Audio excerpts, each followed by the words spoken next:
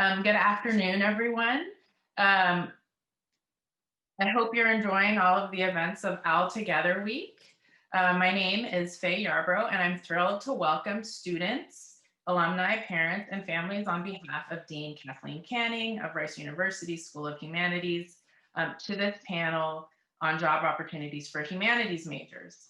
In addition to my role in the Dean's office, I'm also a faculty member in the history department and a Rice alum who earned my BA in history and political science in 1997, long, long ago. So before we get started, I wanted to remind everyone to join us tomorrow at 3 for a panel on new goals for the arts and humanities at a Rice Liberal Arts Education with Dean Canning, Natasha Bowden of VADA, Visual and Dramatic Arts, and me. If you didn't get enough of me today, you can see me tomorrow. I'll put the info in the chat once our speakers get started. But before we get to that, I want to introduce our 4 alumni panelists today. That's who you really want to hear from, not from me.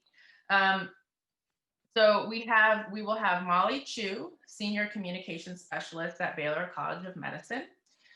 We will have Jesse Dickerman, Chief of Staff of Harris County Budget Management.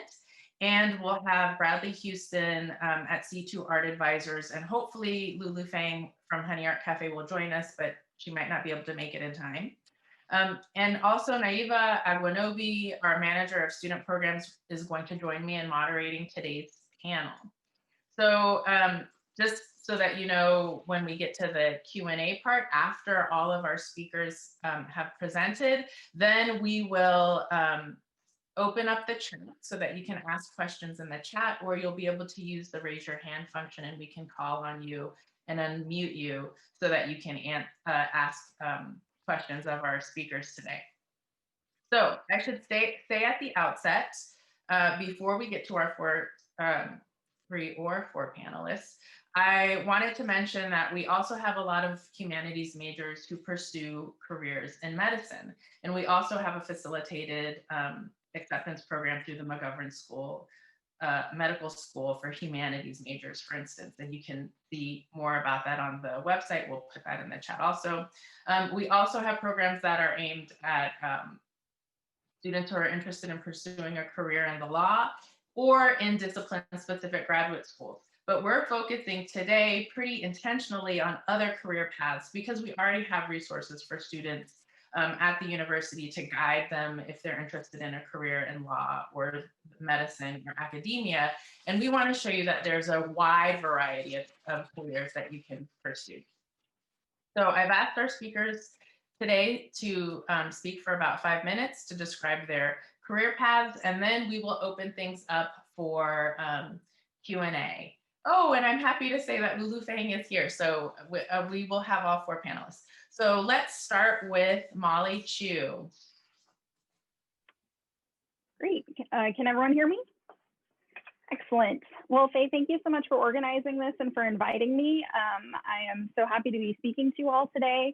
My name is Molly Chu. I graduated from Rice in 2014 with an English major, a degree in English, and I was at Brown College, go Brown. And today I am a senior communications specialist at Baylor College of Medicine. So I'm going to go into what I do in that role. But first, I kind of wanted to give you all an overview of how I got here and what my career path has been. So I actually started out my career in journalism. When I graduated, I was working as a TV news producer. So I kind of got my start in journalism at Rice as a student. I didn't have any experience before, but I started writing for the Rice Thresher, and I really enjoyed it. That was one of my passions while I was at Rice, and it was kind of when I knew that I wanted to do something in journalism after college. So while I was at Rice, I was fortunate to have an internship at KHOU 11 News here in Houston, the CBS affiliate. And so while I was there, I got to see what a broadcast news career looks like, and I really loved it. So when I kept in touch with them after I did the internship, and when they offered me a job, I gladly took it. So that's how I got my start. I worked as a production assistant at first, and later became a full-time news producer. And so I worked for there at KHOU for about 5 years, producing news, and I loved it. It was very fun to be in the middle of the action, and breaking news is a very fast-paced environment, and it was something that was really fun for me, especially right out of college. When you're working in news, you do have to work sometimes crazy schedules, and I worked overnights for about 3 years producing the morning newscast. So I was working while everyone was sleeping, and my newscast came on sometimes before people got up in the morning, if you weren't awake at 4:30. But I still loved it. I had a great time doing it.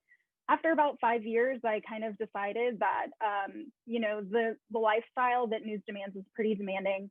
And so I decided that I wanted to make a career change. And when I was looking at other careers I could transition into, communications just really stood out as something that would be a good fit for me, that would be an opportunity for me to use the skills that I had developed in journalism and at Rice as an English major, a lot of writing and obviously communication. So I looked over to the medical center because I had always had an interest in medicine and biology. And so I applied to jobs in the medical center, and I ended up getting a job at Baylor College of Medicine. So I started in this role in June of last year. So I've been doing it for a little over a year now. And basically my job is to promote everything that's going on at Baylor to the public. So my team there are 6 people on my team, and we have split up the departments at Baylor into different beats. So we all have our specific areas that we cover and help assist the faculty members in. So I have about 10 beats that I cover, the main ones being cancer, genetics, medical ethics, and environmental health. So basically what I do is help promote all of the work that's happening in those areas. And we do that through a variety of ways, including writing press releases, writing blog posts, and I also work pretty closely with our social media and video team to help produce content in those areas as well. So as far as press releases go, I would say that's the bulk of the time of what I spend doing, and the topics can be very diverse. So a lot of what I do is our faculty members will have a paper that's accepted to a scientific journal and they want to promote it. So it's my job to kind of summarize what the paper is about and put it into a language that a layperson can understand. So I cover a lot of basic science areas, and the papers that they write are often very dense and hard to understand if you don't have a PhD in that area. So I work with our researchers to kind of translate it into a language that's easier to understand, to summarize it, make it succinct. And I really draw on my experience in news in that area, because so much of news is really distilling something down to a smaller format that's easier for people to understand. So I work on things like journal papers. I also write press releases for things like when we have a clinical trial going on. For instance, one of our breast oncologists, who's a surgeon, recently had a clinical trial where he was using a medical device and artificial intelligence to determine if he had removed the whole breast tumor while he was doing surgery. And so I wrote a press release letting people know about that and ended up setting up an interview for him on the local news. And then lately, of course, since COVID has kind of taken over all aspects of our lives, a lot of what we do has been focused on COVID. When I left broadcast news, I thought that my life would be slowing down a lot, and it did, certainly. But we also entered a global pandemic where the field I was going into happened to be the most important field at the time. So we have definitely gotten a lot of COVID-related requests. Recently, I did a press release on a COVID prevalence study that one of our epidemiologists is working on.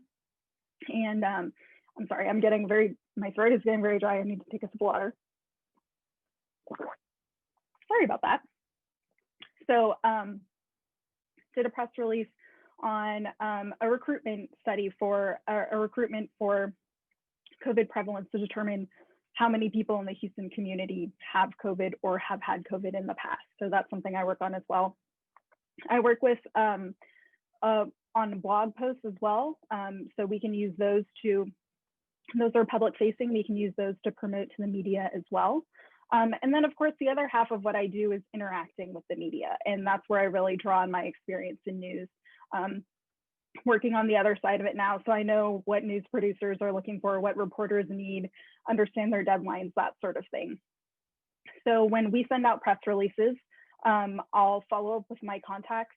You know, we become good friends with certain reporters, certain producers, and we say, you know, follow up with them and ask if they want to interview one of our experts, and we set that up for them.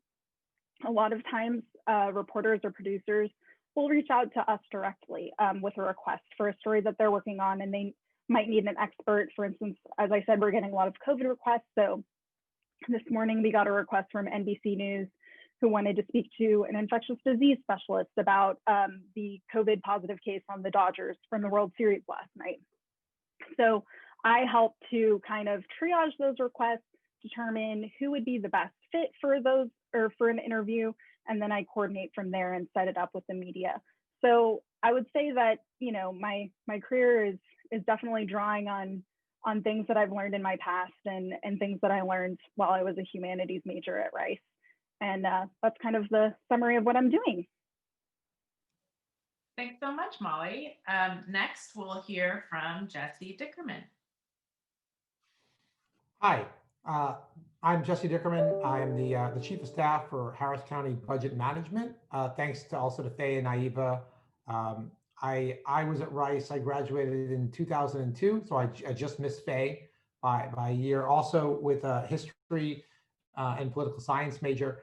They asked us to spend 5 minutes talking about our careers, and I'm sort of on my third career, so I'm going to do it in 5 minutes. But you know, I think careers for a lot of us is not really a straight line. Like a lot of humanities majors, maybe more like some, I had no idea really what I wanted to do. I know what I didn't want to do. In the early 2000s when I graduated, the hot job was consulting. And there were very few of those. Graduated not long after Enron went down and all the consulting jobs went away. And so I'd always been very interested in politics, and talking to a professor, I interviewed with someone working in Houston who was a political consultant doing opposition research, which is sort of seems sexy because you're digging up dirt, but turns out it's much interesting than that.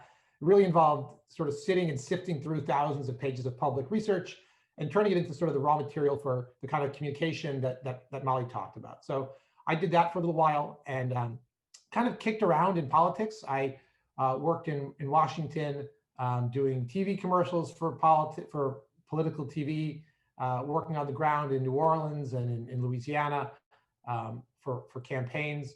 And then, you know, I sort of always looking for what's the next step. What are you going to do next? Campaigns are a lot of fun. It's a great thing to do when you're young, but it's really seasonal labor. It's seasonal work.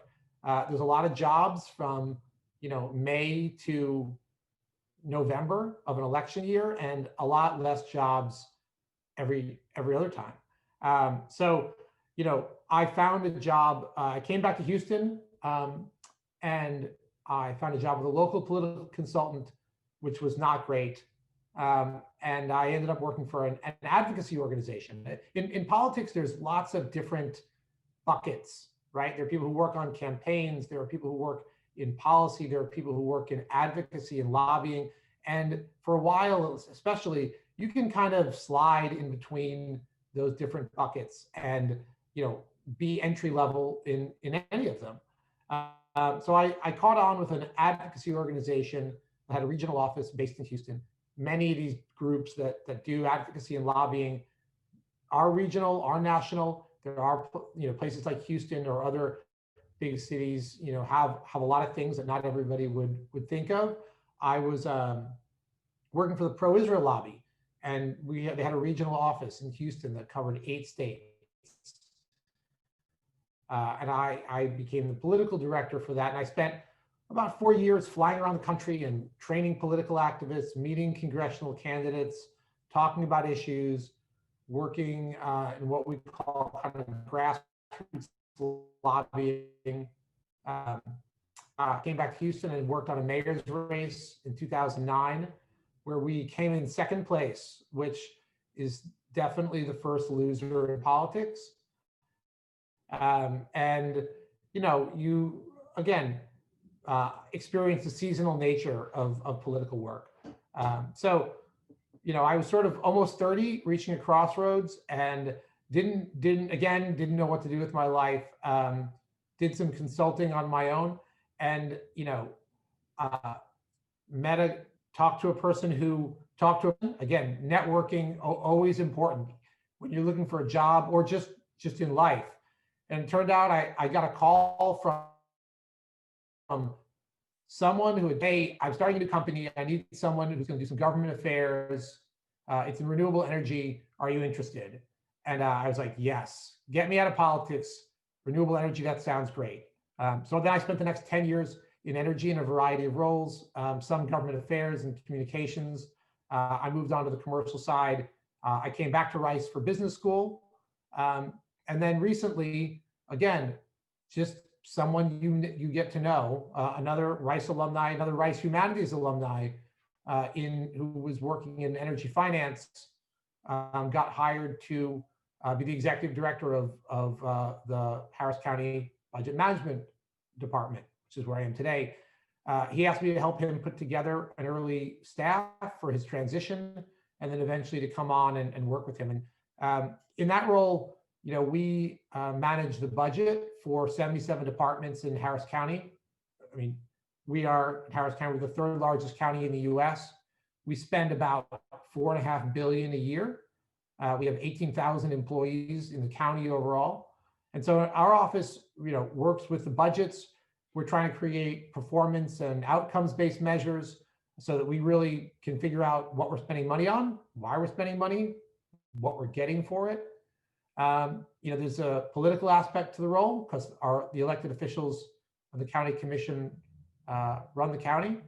And yeah, that's where I am today, 2 months in my, say, 2.5, third career. So I think that's, you know, your turn, Bradley, or Molly, no, Kathleen. No, next we have Lulu Feng, who is the co-founder of Honey Art Cafe here in Houston, not far from campus. So for any Houstonians who are a part of the audience, we hope you will visit Honey Art Cafe when things have calmed down in terms of the health crisis. But Lulu, go ahead. Okay, hi everybody. My name is Lulu, and I graduated from Rice in 2011 and then also 2013 with an art and architecture dual degree. So for anybody who doesn't know, architecture has like a bachelor's of architecture where, you know, after you graduate with your BA, you go and you intern for a year and you come back and finish up your professional degree. So I went ahead and did that. And I am a licensed architect. I worked in architecture for until like 2016 at different like residential and commercial architecture firms. But this whole time I was collaborating with one of my best friends from Rice. So she had started doing art lessons when she graduated in 2011, and we were roommates, and we started collaborating on paintings together, selling them at like different conventions. And I kind of brought up this idea of, you know, using a commercial space for a dual use. So instead of just doing art lessons where, you know, usually if you tell people about art lessons, they're like, oh, that's awesome. You know, I have a friend's aunt who likes to take art lessons, right? Well, I thought, wouldn't it be great if we combined art with desserts? Because, you know, everybody drinks coffee or tea or, you know, has desserts on a daily basis, right? So I thought, you know, that would make it all more inviting to everybody. So What we did was we saved up money.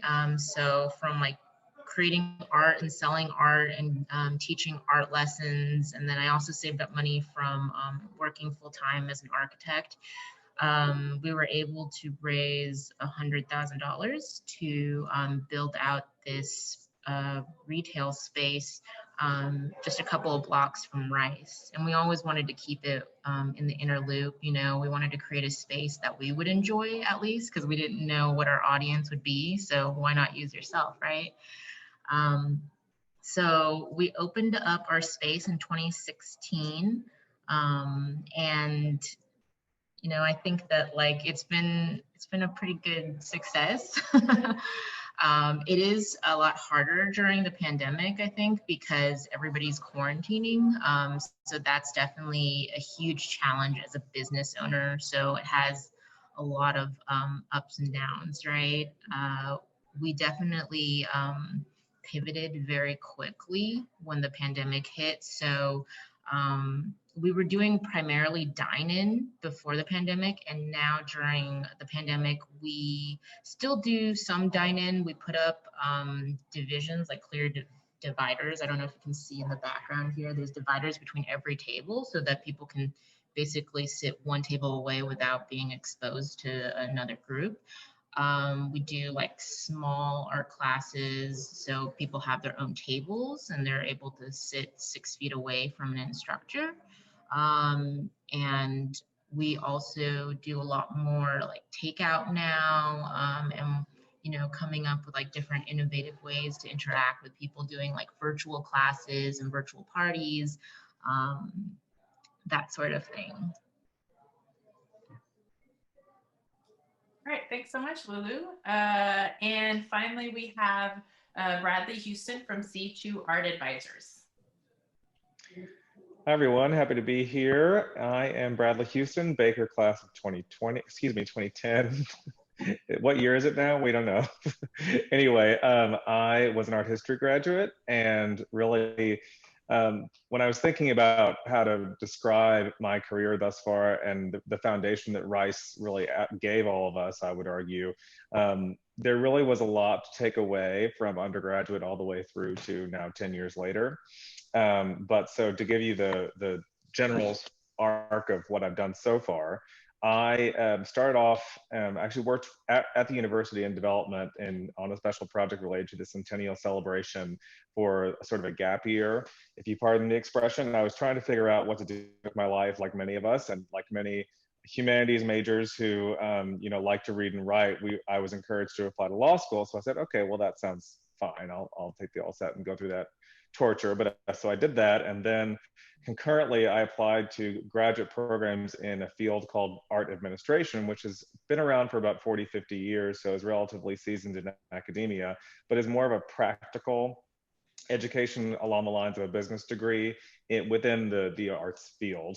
And it was the kind of thing I knew I didn't want to go into academia or the museum world as a curator, for example. That's more the traditional field, the more direct linkage between an art historian as an undergraduate and then out beyond the hedges.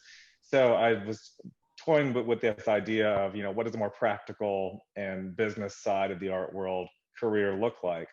And I ended up scrapping the law school idea, thankfully. No offense to any legal professionals or aspiring professionals in the room. But I ended up going to New York and studied at NYU for my graduate degree. And that was really, I mean, it was obviously very eye-opening living in New York and doing all that thing that is involved there, because it's the center of the universe in terms of the arts. But the other interesting thing about it was how many different backgrounds the individuals who came to that graduate program had. Of course, many of us were strict art historians as undergraduates and got into this path that I was describing as more of a practical thought process. And some people were visual artists themselves who wanted more of a practical training. Some people came from totally different fields and wanted to make a career change as you would in business school. And so with that in mind, it really was enormously educational to see how people come at this. And in my personal experience, I feel like I too, like Jesse, have had 3 different careers so far, but all within this fairly narrow scope of the art world. And they say the world is small, but the world is even smaller once you're in the art world. I feel like everyone from here to China knows everybody at a certain point. At any rate, after I graduated from, while I was there, the only job I've really formally applied for, aside from my very first job after graduating from Rice, was an internship at Christie's. And I worked in the postmodern and contemporary department there for almost a year and did some incredible things, but I was the lowly intern. So if I have one piece of advice to give everyone in the student side of the equation, is that no task is too small and no job is too low beneath your status to give you some enormous education. That's really what Christie's gave me. I did not want to be an auction house professional, but now I'm working as an art advisor and advising clients on how to buy, what to sell, when to sell, all that kind of stuff. And that experience, almost 10 years ago now as well, was really a building block for a lot of things I do now. And at any rate, I then worked for a gallery in Chelsea and then finally in development for the Whitney Museum when they were transitioning to their new building downtown from the Uptown space. And ultimately, I wanted to stay in New York, but it was the kind of thing where the job market was interesting. And of course, visual art happens not just in New York, it happens everywhere. So I was looking all around and ended up going back to Houston and worked as a travel consultant for a particular firm based in Houston, but with operations all over the world, that would curate very special and very high-end VIP experiences for people, especially museum groups, donor societies, that kind of thing. And we would design these experiences and go on the trips with them and see, fabulous private homes and museums after hours and have dinners inside the museums and do all these wonderful things. And it sounds very glamorous. And like many things in the art world, about 80% of it is not glamorous and 20% of it maybe is glamorous. So it's just work at the end of the day. And ultimately decided I didn't want to be a travel agent for the rest of my life. I mean, travel consultant's a nicer way of putting it, but I didn't want to be a travel agent for the rest of my life. And was recruited to work in fundraising again for a museum, but this time at the Museum of Fine Arts in Houston. So I stayed in Houston for a while longer and was there for almost 4 years in various capacities. And it's interesting now, I feel like my least favorite job I've had so far is the travel job, but I would not have gotten the museum job had I not had that experience, because they were looking for someone to manage their donor travel programs internally. And so that was really the stepping stone that got me there. And as I said before, I was never really applying for a job. I was kind of recruited or, you talk to a friend who talks to a friend who knows someone who's hiring, and that kind of thing, bibbidi-bobbidi-boop, here you are. And that's how this job happened. Now I'm an art advisor with C2 Art Advisors that has offices in Houston and Dallas. And in that capacity, I manage corporate and private collections, art collections all over the country, mostly in Texas, but with the reach that we have from coast to coast and operations in terms of sales and acquisitions for clients and all that kind of routine. And we really cover the gamut of A to Z, what can happen to a piece of art that you would own in its life cycle. So from educating the client on the front end of what they might want to buy, figuring all that out, purchasing it for them, framing it if need be, shipping it, insuring it, restoring it if it gets damaged, and then ultimately selling it at some point, potentially. And so that is, it's kind of the life of an interior designer in a certain sense, and or a real estate agent, because you're trying to figure out what makes the client tick and what makes their heart sing in terms of their artwork.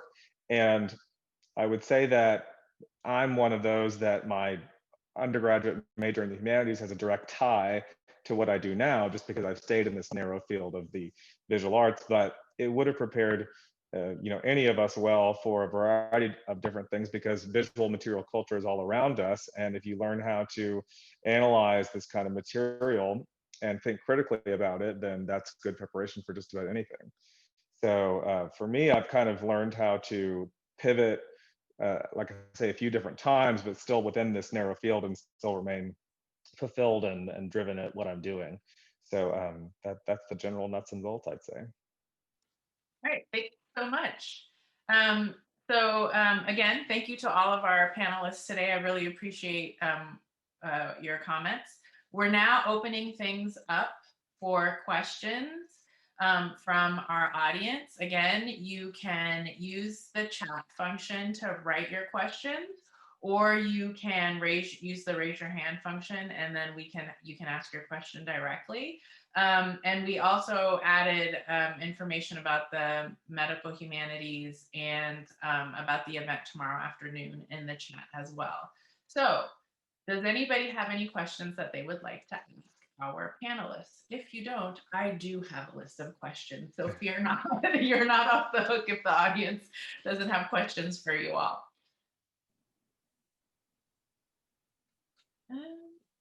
And I think Naiva, you can help me with the keeping track of the questions and the raise hand part, right?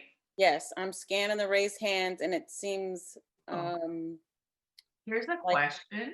Yep. All right. Oh, yay. Coming on in. Yay, audience, for being so good and asking questions. So I'll ask this first one if you'll ask the next one, Naiva. Yes. Camden and then we have a raised hand from Kathleen Mutch. Okay, so Camden Wright asks, what help does the Rice Career Center offer humanities majors? Did any of our panelists receive help from the Career Center, or would you make suggestions about what the Career Center should do? Open to all of you. Yeah, so I can go first. I did use the Rice Career Center while I was a student, and I actually used it once after I was a student as well. They do provide consulting for alumni, recent alumni as well. And from my experience with it, I think it was a lot of career guidance and not so much linking me to a specific career, but really trying to help me examine what I was looking for out of a career and what type of career would suit my personality and my skill set and my needs. So I think that was more of the guidance they provided. I know a lot of people, you know, when they're looking for the Career Center and going to the internship fair, a lot of the engineering majors will go and get a job at the fair. And it's pretty difficult, I would say, at least in my experience when I was at Rice, to find any sort of internship or career at directly at a career fair.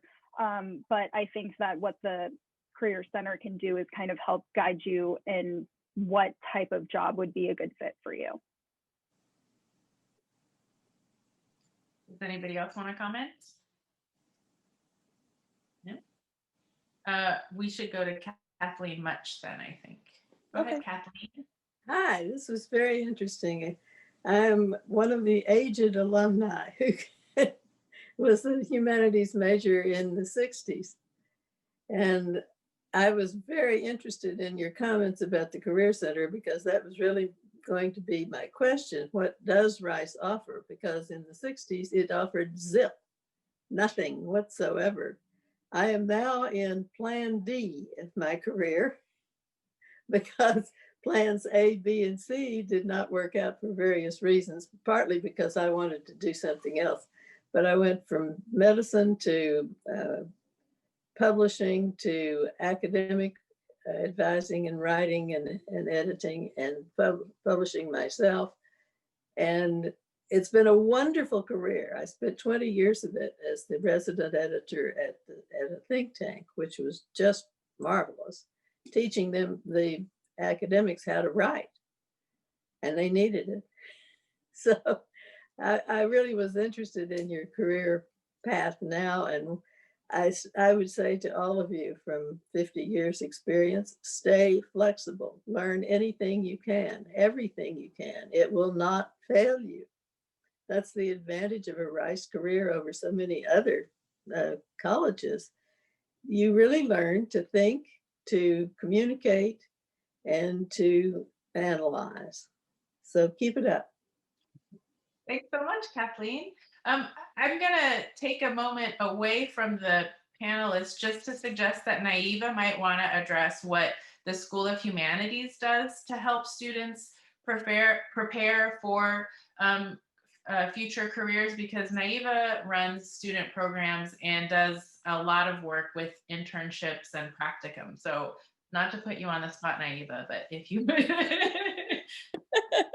Sure. Okay, so Again, my name is Naiva Aguinobi. I work in the dean's office, and my goal is to help any humanities major explore possible career opportunities while they're still a student, and use this time, as a trial and error, test this out, try that out, just to get a better feel of where they see themselves, so that once they graduate, they either have a good idea of what they want to do, or they have some experience that they can have as a foundation. And so some of the ways that we do this are through practicum experiences, which are essentially internships, but you also take a class along with that professional experience that you're having, so that you can earn credit, you get some type of academic foundation along with it. You're with your peers to have space to talk with them about what you're going through and learn from them as well. So for instance, we have one practicum program that is in our medical humanities, under our medical humanities program, and students will do research in the Texas Medical Center, and they meet with a professor to learn how to write a literature review, how to do medical research, tips and tricks on how to present their information to the host that they're working with, just so that they could be successful while they're doing their on-site work or their work with the organization, now that we're a little virtual. We have similar ones with law and the judicial system, where you work with judges or legal organizations. And again, you get the foundations of legal history, how to use a legal research database. You get to talk with your peers about what type of cases they're working on. And again, the goal is just to try these things out, because medical school and law school are huge commitments. And some students, just kind of want to get a sense of if it's really something that they're interested in before they make that commitment. The Dean of Humanities, Dean Kathleen Canning, also really believes in this idea that students benefit from practical experience. And so she sets aside funding to support students financially in the summertime with internships that they find on their own. And a lot of folks these days are super eager to have an intern, but not so eager to pay them. So, so that they could pay their bills and live, we have some funding available to support them with transportation, housing, food, other costs associated with that. And students, you can do so much with a humanities degree. So the experiences really are super varied. We have folks working, doing veterinarian work, like working under a vet with animals. We've had folks doing legal work with law firms here in Houston. We had someone go to Peru and work at the US Embassy and doing government work. We've had a lot of folks travel to China or to other countries, and even a lot of places here in the United States to explore their interests. So if any of y'all are here and you're undergrads and you have these type of questions of how can I flex my skills while I'm a student, then I'm going to put my email in the chat, and feel free to reach out to me and we can talk more about it. And then here, I'm also going to mention that we have had students in the museum district as well. And also I'm going to put Jessie Dickerman, one of our panelists, on the spot, because we're working with Jessie now in hopes of being able to create some internships for students, for undergraduates with Harris County. So if you could talk a little bit about what you're hoping that we might be able to do in partnership with you, Jessie, that'd be great. Sure. I think, and I've seen some of the questions on the side, I think the thing about humanities majors that you don't realize now, and you will probably someday, is that the ability to learn and think widely about how lots of different systems and stories interact together is actually rare. There's lots of people out there who can think in a linear way, who can go A to B to C to D and can follow a path. And there's plenty of jobs out there for that. But it's a much harder thing to find someone who can think about things in a network and can learn about something here, something there, and bring it all together in a concise way, and can communicate in writing. I mean, so a couple people on the right have talked about writing. It's hard, you may not know, but a lot of people really cannot write. And it is extremely important. Being able to communicate through memo or through an essay or through email is more important now than it was 10 or 15 years ago. And it was important then. So, you know, at Harris County, you know, we deal with a lot of different topics, subjects, issues. And it's important to find people who aren't just finance people, right? You know, people are smart. You can be trained to do a spreadsheet or do financial analysis, right? So not everyone's going to be the best at it, but it's a skill you can pick up. Knowing how to think and knowing how to work and knowing how to communicate are much harder things to learn. So I think those are places that humanities students, you know, you're a humanities student because you like doing those things and they're fulfilling, and you should embrace that and, you know, and keep working on those skills because they are valuable. They may not be valuable the day you graduate, you know, in the way you think, but they are. Is that enough, Faye, or do you want me to? Oh no, that's great. We don't have an internship. We're not ready with an internship program yet, but it is something that we're working on, and that, you know, will come through Rice as well. Yeah. So one of the questions is from Phil Constantin. What was the least expected way your humanities education helped you? There's something that was a surprise to you. I have to say, I appreciate Bradley narrating how things he didn't want to do turned out to be the thing that got him to the next moment. That's not humanities specific, but I think that was a good lesson for you to share with the audience today. But are there any unexpected ways in which your humanities education helped any of you?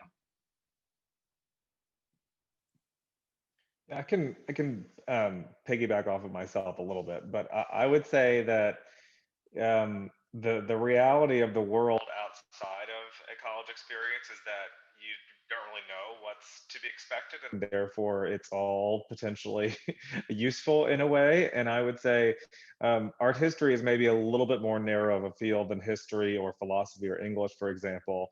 But if you have a foundation of a liberal arts education, generally speaking, whatever that major is, I think that base of knowledge about how the world functions and how we as humans function, especially, that can only benefit you. And I think that is really a key aspect of what we're all kind of coming at with a humanities degree, is you have this ability to understand where humans have come from, where we are now, and where we potentially can go. And if you have, again, a sort of foundation knowledge about this world that we call home, then you never know. I mean, for example, in my travel job, we worked with a lot of French clients, and I had the good fortune of learning 2 new languages while I was at Rice. And so I had the ability to converse with them mostly fluently, and we talked about French art history that I learned in Leo Costello's class. And so you never know where this bag of facts that you have from your college days is going to help you. Thank you. Does anybody else want to add to that? We have many questions growing on the chat. Let's see. This is very specific from Maritza Connors. How would someone find a job in advocacy or lobbying? I feel like that's for you, Jesse. I mean, I think there's 2 main ways people come into those fields. I mean, the first is being an expert in a particular, whatever you're advocating for, right? There's always need to be experts, and those can be people that have academic experience in a particular issue or hands-on experience, right? So you can come back to advocacy later if there's an issue you particularly care about, if it's foreign policy, if it's health, right? You know, people with knowledge are needed to educate policymakers, right? So that's one way. The other way is just to find an organization. And I think one thing that people should not be shy about is choosing an organization and not a job. right? I mean, maybe the job you want is too above where you can get at an organization. Well, find an entry-level job there, right? Devote time, learn the organization itself, and make a plan, right? Make a career plan, which is doesn't always have to be 10 years, but being 3 years or 4 years, those are good things. I mean, when I look at resumes, I don't, it's a funny thing when people have jobs for a year or 2 years, and then a job for a year or 2 years, and a job for a year or 2 years, right? When you have a job, it's good to stay there a few years, because how else do you really know how to grow? And how else do you really know how to learn anything there? It takes a while. So if you want to do advocacy, find a job with an advocacy organization or an organization that deals with the issues you want to advocate around, and care less about what the job you get is, and more about joining the organization, learning how it works, and then, you know, you're smart. You will move up, target the job you want, and get it. Thank you. This is a question for everyone. How did the panelists, this is from Margaret Why, how did the panelists know that a major in the humanities was the right fit for them, and why did they choose Rice? So I think those are two good, important questions especially for any prospective students in the audience. How did you all decide to come to Rice, and how did you each decide on your major that was the right major for you? So let's start with Molly, and then we'll go to Lulu. I'm just doing it on my screen. Molly, and then the Lulu, Bradley, and Jesse. Sure. So I chose English because it was my favorite subject in high school. That was the impetus that got me in. I loved reading. I loved writing. I know a lot of my peers found writing essays to be like the worst part of school, but I loved it. And so I always knew that a major in the humanities was right for me because it was just what I was passionate about. And when I got to Rice, it was so exciting to be a humanities major because there were there were classes in so many different topics that were so fascinating to me. And I really enjoyed getting to dive deeper into different aspects of literature or history or whatever it was. And so that's kind of how I chose humanities. And then the reason why I chose Rice was because I was looking for a place that would offer a holistic liberal arts education. And I think that Rice, from the moment I set foot on campus for my campus tour, and I did owl days and I stayed overnight with a student, it was just the kind of environment and learning environment, social environment that I knew was going to be the right fit for me. And so that's why I ended up going there, and I absolutely loved it. Lulu?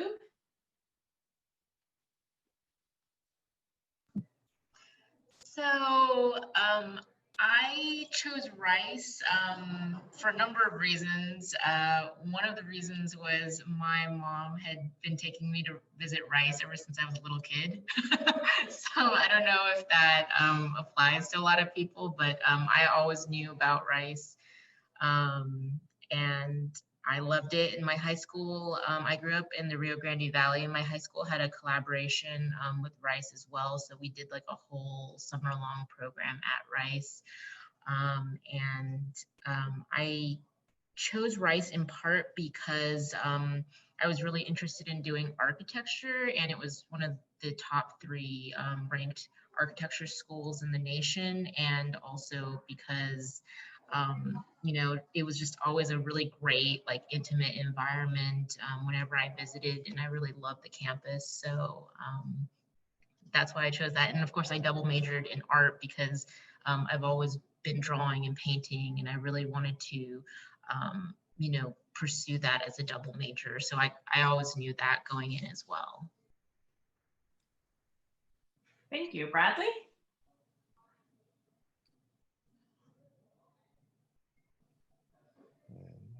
Here we go.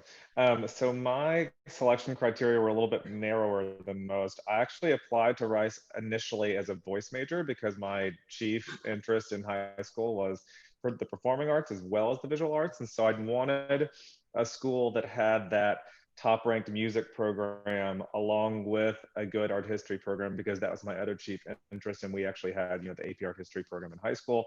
So Rice really was head and above most other options that were there for me because, well, the music school, of course, is phenomenal, but the art program at the School of Humanities, coupled with the presence of the museum district in Houston and Rice being located in this major cultural hub, I mean, there was no other option just outside of New York really that had the same, all the pros that Rice could offer. So that was really what brought me there. And then culturally, socially, it ended up being the best fit I could imagine.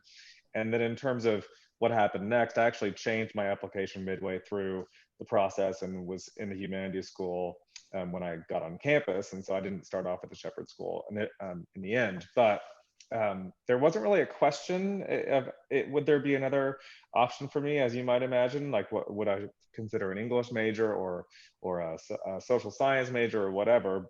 Art history was really my main passion outside of music.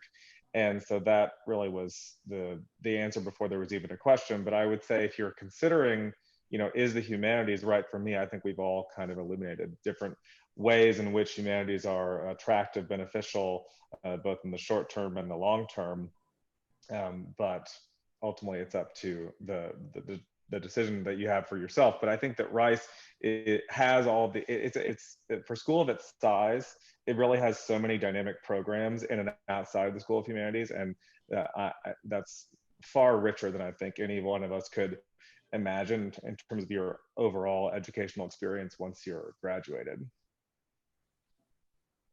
Oh, wow, Bradley, you almost make me want to ask you to sing for us because you've made that little revelation, but I'm not gonna do that. That's the next career panel. All right, Jesse, how did you come to your Rice decision in your humanities major? Sort of similar to Bradley in some ways. I had a funny criteria that I was trying to make that I thought would be hard to find, and I wanted to be in a big city. I'm from I grew up in New York City, but I didn't. I grew up around NYU, but I wanted to go to a big city, but I wanted to go to a small school. And you know, a small school in a big city that had like a campus life, and that didn't have fraternities. Like there were very few. And I came, that's how we found Rice in like the college book. And I came down and visited Rice. And I also really don't like the cold. All shallow reasons, but I mean, I was in high school. I don't know what people want from me. So yeah, and then I just came down, and again, the atmosphere and students and everything was great. Rice has been a big part of my life, so it was great. Okay, I'm just going to take the moment to also answer that since I'm a Rice alum. If you haven't had a chance to visit the campus, I would really encourage you to do so, any of you prospective students. I walked onto Rice's campus and said, this is exactly how college is in my brain. It was exactly what I imagined college to be. And then I picked my majors by going through the course catalog, which was paper in the 90s, and marking every class I wanted to take before I graduated. And they were #1 history, #2 political science. And I thought, oh, well, if these are the classes I want to take before I graduate anyway, duh, here are my majors. And so that's how I ended up with the history and political science double major. We're almost out of time, so I want to thank our panelists for being with us today. I also want to mention, someone asked about financial aid. I want to make sure people know, if you're thinking of coming to Rice, we have the Rice investment. And so we have these categories, and you pay based on what your family can afford. And so if your family makes below a certain amount of money a year, you'll pay less money to come to Rice University. So you could potentially come to school for free. So please be aware of that we have the Rice investment. And again, I want to thank everyone for being here. Again, I want to thank the panelists. And I just want to let you know one more time that there's an event tomorrow, New Goals for the Arts and Humanities in a Rice Liberal Arts Education at 3. And there's another event that I want to share with all of our audience members and panelists.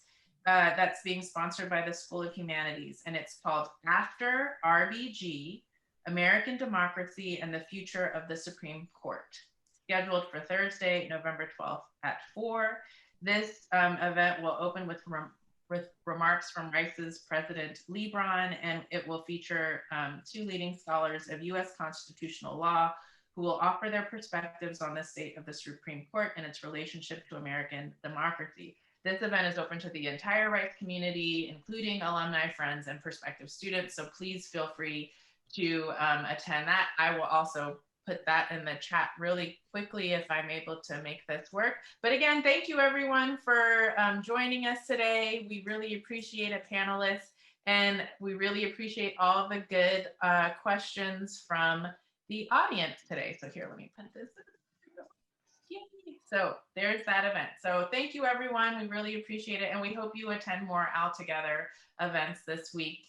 And Naiva put her email in the chat. So if you have questions for Naiva, you can let her know. And you can email humanities@rice.edu and you will I will be able to see that email if you have questions for me directly. So thank you so much, everyone. Thanks for joining us and enjoy the rest of your week. I love seeing your little faces when you wave.